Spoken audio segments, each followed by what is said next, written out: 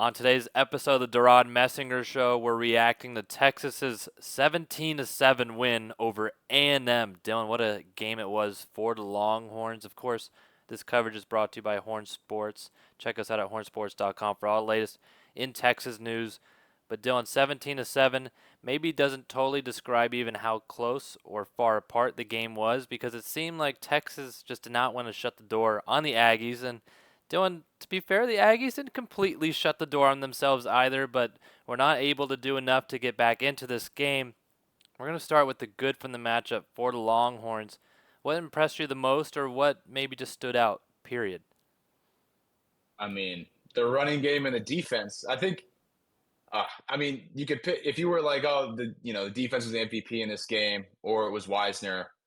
I'd be with you on either take. Personally, for me, I just feel like with what Wisner was able to do behind that offensive line, really showed the good of Texas here and what could happen with this win, because that's something they weren't able to get going against Georgia in the previous matchup. So if this is a sign of things to come with Wisner taking over this lead role, like he did against A&M and rushing for over 150 yards with 33 carries, it's a good sign of things to come. But yeah, like we were talking about earlier, the offense for Texas also just wanted to give the game away a little bit, or more just keep it competitive. Maybe Ewers missed the sound of fans cheering for A&M and didn't like how quiet the place was getting, so tried to throw a few balls in there to get them back into it a little bit. But this defense, even let's talk about that goal line stance too, with Ethan Burke off the Man, edge. Like A&M had chances and they just could not move the ball on Texas. no, Dylan, I think the Longhorns had 3 stops on 4th down against the Aggies. And as you said, Ethan Burke, I mean, that is a legendary stop that I think will be remembered for a long time by Longhorn fans. I don't know if he's going to get free dinner off of that, Dylan, but win a championship at the end of the year. Maybe you can parlay that into some free dinner for life. But I mean, what a stop by the defense, because Burke, Dylan, made that big play, but literally every single other member of that defensive line seemingly had big plays of their own. Like Trey Moore closed the game out with the forced fumble. Vernon Broughton, of course, had 2 sacks on the day. I was about to say, and if Ethan Burke didn't get the running back there for A&M, Broughton was right up in that as well, right? So he had a hell of a game too. Yeah, and Dylan, like, of course, we talk about how good this defensive front is this year, which is impressive given that they lost Tavondre Sweat and Byron Murphy, and somehow, in ways, look even better this year because the edge rushers now are existing and bringing down the quarterback. And then, Dylan, talk about the linebackers, too, for Texas. I mean, Marcel Reed is a running quarterback for the Aggies, and he had no luck getting to the perimeter because there's one guy that we love, but also Leona Lafau, which of course we love too as a fan favorite. But I mean, Anthony Hill Jr. also chasing him down. But Lafau, just as impressive of a game. I believe he led the team in tackles. That being Texas, yes, was 6. I mean, just talk about the rest of this defense. Even the secondary, of course, getting some love with the Mookie interception. Well, I think it all starts too because we talked about Marcel Reed in our preview when it came to what he's able to do with his legs. He had 60 yards rushing on 14 carries, but again, only 4.3 yards per carry, and it was a quiet 4.3. It didn't feel like he was able to get much. But then if you look at Amari Daniels, who is the leading rusher for this team at running back, he only had 13 carries on 21 yards, which is a 1.6 average. Like it's just a testament to what Texas is able to do, and also for A&M to win this game we knew that they were going to have to muck it up and be this defensive juggernaut, at least against the run, which they were not able to do with how many yards Weiser was able to get. But ultimately, Texas played A&M's game and still dominated, right? So it didn't even matter, which was just it just shows how these Longhorns can win in just a multitude of different like win conditions, whether that's you were throwing the ball, running the ball, or there's just the defense taking over. Yeah, I mean, Dylan, yet again, the defense. I know after the game, Alfred Collins said, like, today's game proved that we are the best in the nation. I mean, Dylan, they're at least in the conversation, you know. I It's know, them in Oregon, without a doubt, right now. You got to beat Georgia, but it's Oregon and Texas right now. If you're looking at just top two teams, as other top five teams pissed down their leg well, yesterday. Texas for sure is in that conversation. He Yeah. was saying best defense in the country. Yet again, Oh, like, okay. Yeah, yeah, they yeah. need to play out the year maybe to give a better eyeball test, but I mean, so far, just from what every game has looked like, the defense has not lost any of the games, or at least kept them in some that they shouldn't be in. And of course, Texas has ended up winning every game other than the Georgia game. But just incredible performance by the defense. Yet again, Michael Taft with an interception on the sideline, which then wasn't that a toe dragging pick, I want to say. It was pretty, but of course, he had some fire being a Texas fan and wanting to beat the Aggies, and he did so. And then just wanted to also credit the offensive line, as you did earlier. Quintravian, 186 rushing yards on 33 carries. And that is the work of that Texas offensive line. I have not seen them create such a push, Dylan, in a long time. There was one play that it looked like it was going to go for 2 yards, and they pushed him back for 9. Just incredible work, especially considering that Kelvin Banks injured during the contest, and Trevor Gooseby came in the game and did just fine on the offensive line. And yet again, you can't really say anything against them. Now, Dylan, that's the good. Maybe before we get to the ugly, is there any sort of bad things that you had of note, or is it just was the bad ugly? The so-so performances. I mean, I think Ewers would have to be put there in terms of what he was able to do in the first half. He was able to make the right reads, but there was also just moments where, I mean, almost fumbled the ball, but it was called back through the illegal substitution, or at least 12 men on the field for A&M there, which would have been a huge swing play. Also threw the interception, and I know he's injured, so that's just something to back pocket and be aware of, because I know they were talking about it on the broadcast a lot, Devon, in terms of the ankle brace that he was able to I get will from some say though, doctors at Dylan, Notre Dame. I think he hit a top speed this year. I Yeah, believe on a first quarter rush. So I believe he is injured, but it was kind of funny to see that. yeah. I mean, yet again, we saw a run against Baylor last year that showcased some of that speed. But I think this game was the fastest he's probably been clocked this year. But yet again, not the fastest of foot.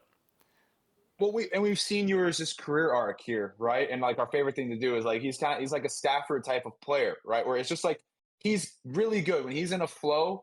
He can hit any throw he wants, but he's gonna have some plays where he's just like, all right, I'm gonna just see what happens and throw into double coverage, or like see if I can throw it past this guy who's actually in front of the receiver already, right? There's just a lot of that stuff that can happen. So he's good. He's good for one or two of those per game. So that would I would say would be less than ideal. I wouldn't say it was bad. I think Ewers was still phenomenal in this game for what he had to do, just basically managing the game and getting the ball to Wisner and making the right reads in terms of checkdowns.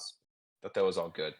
Careful now. Anytime you say a quarterback's good for handing the ball off, we're gonna get some comments from Listen, the listen. Longhorn faithful. I'm just saying he had to do what he had to do. All right. And Texas won this game, and it wasn't going to be a game going into Kyle Field where I was expecting Texas to have to throw for 300 yards, right? We knew going into this that the way to win this game was defense and running the football. Texas did that.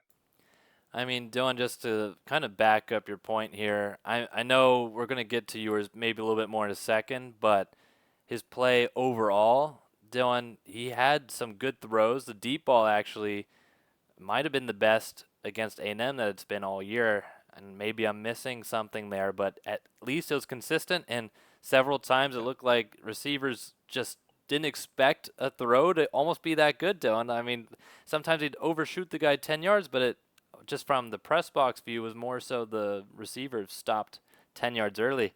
I know Matthew Golden had a big catch down the sideline that it even looked like he had stopped on before. Ended up being a perfect throw.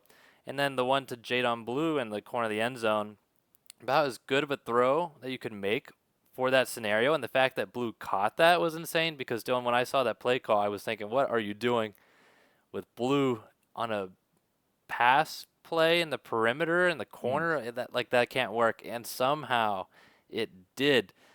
That was kind of the good for Texas. Yet again, it wasn't flashy, and this will be a good transition as you were talking about some of the things you talked about prior to the game. Here's where I get to come in, Dylan. I did mention I didn't say we needed a crazy quarterback performance. I said 2 touchdown passes. I'm not asking for 5. 2 touchdown passes and a clean sheet, and Texas no problem.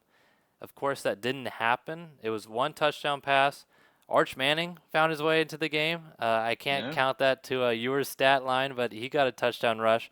But I said 2 touchdowns for Quinn, clean sheet, and Texas has this game easy. Of course, the fumble on the I would say mid slide, Dylan. Although it wasn't a full on sell of a quarterback slide, so I'll give him the fumble there. But the fumble and then the pick six interception. The pick six you can almost excuse for the fact that that's just a bad break. Gunnar Mhm. Helm though, oh Dylan, I've never seen so much real estate in the end zone up the middle. Just if you want to miss a play or miss a read, that was just not the ideal time. But yet again, as Dylan was saying, it really sucks because the game, when you look at it, is going to be remembered for 2 turnovers. But it was a pretty solid performance by Ewers. But yet again, those 2 turnovers were costly. And Dylan, for the Longhorns, it just seems like you're saying with the Stafford ability, it seems like every time things go wrong and Quinn is not in the zone, it's almost at the worst time possible because Texas is one step away from breaking the game open. And just bad luck. And Sark talked about it a little bit in his press conference. Just kind of the ball bounced the wrong way, so to speak, twice. But Dylan, if Texas wants to go deep in the playoff, I mean, I know it's a quarterback's game, but this team is really riding on QB3 in terms of the number three, not three in the depth chart, but QE3 if we want to really go Mm. nicknames. Okay. It's riding on his arm. Right. It's riding on his arm because the defense is there. Dylan, is it time to give a hype? The defense for Longhorns is there. I mean, when was the last time Texas had a championship caliber defense and they have it? I mean, they could have used this last year against Washington, and what happened? It wasn't there. They finally have the defense in play to do what they need to do. At the end of the day, it's going to be the running backs, which Quintravian Wisener doing looks fine. I mean, 33 carries for 186 yards. That boy is going to sleep well for the next 4 days. Can they beat Georgia? We're going to have to see if the running game can continue that way.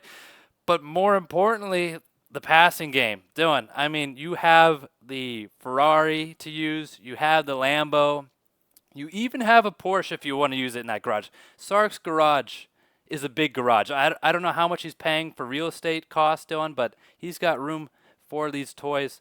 Quinn Ewers, yet again, I can't even give Ewers all of the credit here. And yet again, for the most part, was fine again on Saturday. But can't even give Ewers all the blame because some of these plays have just been the wideouts not knowing what they're doing, it looks like. And yet again, maybe that's the quarterback, but at times it just looks like they don't know what routes they're running, and it's difficult, I think, as a fan, I'm sure, because at the end of the day, Dylan, I'll let you jump in here. At the end of the day, I'll get quiet. At the end of the day, the thing that can and will hold this team back if it doesn't change is the passing game. Dylan, I'll let you jump in here. So are we still talking about the game or the cars that Sark has in his garage? I mean, I'd be curious to know both, but Yeah. we'll stick to the game. What's Gunnar Helm? Is he a F1? Is he a Ford Raptor? I think that's a good Just a big pick. truck that's just fast and always open. Like There's never been a player to live on this earth that has wanted to hurdle a man as much as Gunnar Helm. I mean, I want to say for everyone that's listening, we've talked about this. Devon, surprisingly, his favorite players are all OU tight ends and just tight ends that play for other teams. Finally, Dev, you've been gifted your guy, created in a lab for you and you only for the success of this team. can you not specify though that it's a beautiful position and yet Texas does not utilize It it. is And finally, exactly. we have a tight end to root for. I mean, and guess what, Dylan? I can't say that the success of this team doesn't at least hinge partly because of the rise of the tight end position these last 2 years. But I'm going to say there's a coincidence there. But Yeah. but yeah, Dylan, passing game for Texas. Cars aside, how confident are you that Texas can turn the corner here to at least a certain extent that is needed to be able to win deep into the playoffs? I think they have it. I think it's all about stages, right? And we're talking about like what have you done in the beginning stages of your rebuild? What have you faced? What are the experiences? Texas had all those moments where losing to rivals, having that heartbreaking loss, getting to the college football playoff and losing in the first round. Texas is built to go deep this year. Now, can they win the college football playoff? That's we'll see just because of how good Oregon has been playing as of late. I think that'll be a great matchup if we get an Don't Oregon avoid Texas the game. question. Continue on. Can they I'm make just it saying, deep? I think What Texas. is holding Texas back right now? Well, Devin, if we take a look at the third part of every team, you got the offense, you got the defense, then you got your holy special teams. And that is where I think Texas is going to be held the most back and depth at running back in terms of, they just don't like Well, Weiser. you If you can't can get him to the trust second level, outside of Wisner. mm, It's just I'm sure the trust is not yeah. there. Well, Blue's really good. We know how talented he is. And it's more of just a durability concern with him and getting banged up because he had that special play in the end zone and then he's banged up, and that's why they had to lean heavily on Weiser, mixing a bit of Gibson during this game because obviously Blue again was struggling with injuries in this game. So that's one level. And then when we talk about the punting game, Bert Auburn also missed a field goal in this matchup. Devin, your guy, it's just not because the Don't punter, kick a man while he's down. he My took gosh. forever to punt that football. It felt like he took 7 I seconds don't know to if punt that I ball. didn't get a good look at that, but I don't think it even looked like he knew someone was coming off of that left side there. Exactly, and then that's punt coverage, right? And the kicking game's also already been suspect, at least punting the ball. So that would be the major concern because a championship team, they're humming at all three levels, and right now Texas has got, I guess, two Ferraris, Devin, and then they've got Tomater in the back that's struggling along. So we'll uh we'll have to see what they're able to do. But it just feels like there's a team waiting in the wing for this moment to take Tomater. advantage of Oh this my. of this punting game. I mean, Dylan, I'm outspoken about the special teams unit, so I'm surprised you throw that in. Like I wouldn't agree. I mean, you're trying I to knew you would agree. trying to sneak one by me when you I'm just trying know not to sugarcoat it. I'm just when trying not to sugarcoat it. I no, I agree. The special teams unit. I mean, if push comes to shove, I don't know. Bolden on the punt return is lightning in a bottle. The problem is, is there lightning that day? Because there's a lot of calculated risk that I don't think is calculated with Bolden. I mean, but that's part of the beauty with the punt returner, Dylan, is you need someone that has a screw loose in terms of the return game, and he has that. Although sometimes it does cost Texas, but the punt return is not even the issue. As you said, the kicking and punting games right now are really restrictive. Auburn's range is not that long, and when he's already missing field goals from his given range, just Texas not in a good position there. And then the running backs, Dylan, I do agree durability, major issue. I think part of the issue also is just the trust factor because Blue is a great running back. He's talking about Ewers, streaky players. Blue is great when he's good. When he's bad, Dylan, it's just pretty bad. I don't want to say awful because that's mean, but it's pretty bad. The Well, that's everything, though. I mean, we get on our YouTube video, right? And it's like, oh, if I can have a good day, and then I can have a really bad day of talking, where I just start speaking in oh, circles and for using the sure, same big for word that I sure. recently learned earlier in the day. But we're not making NIL money for this, Dylan. We Those guys, those guys have to perform, or else Longhorn faithful is on their doorstep. I mean, Blue yet again, great bounce back for him though. Not a ton of playing time. Dylan, like you said, maybe he was banged up, but in the snaps that he had, he did make an impact, and he was on the Sports Center top 10 for his catch. And then for Ewers, Dylan, yet again, I went on my little mini rant earlier, and I gave it to both the receivers and the quarterback. It is a rant for Texas because we know it can exist. We know that a passing game for the Longhorns can exist. We've seen it happen with our own eyes.